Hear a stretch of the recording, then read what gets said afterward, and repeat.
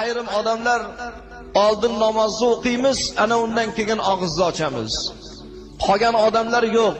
Oldin og'zimizni ochib, ozgina nafsga orom berib, taskin beraylik, ana undan keyin namozni o'qiymiz deydigan odamlar bo'ladi. O'rtada masala talashib qolayotgan odamlar bor.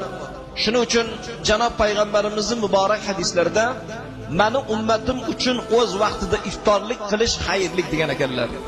Bunaqangi masala talashmasdan namozni vaqtini, iftorni oldinroq qilib, og'zinglarni ochib, bemalol o'tirib, nafsga ozgina taskin berganinglardan keyin namozga turib namozni ado etinglar.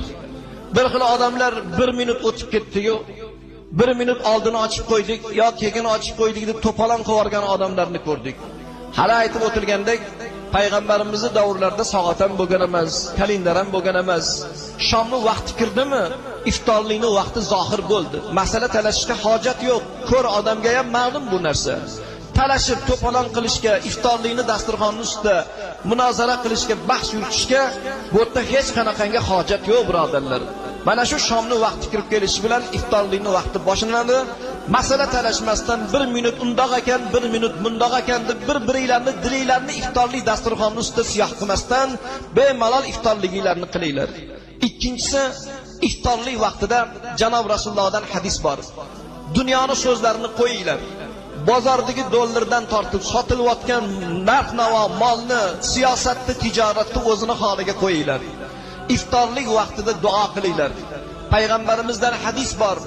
3 xil duo bor, qabul bo'lmasdan ilojisi yo'q.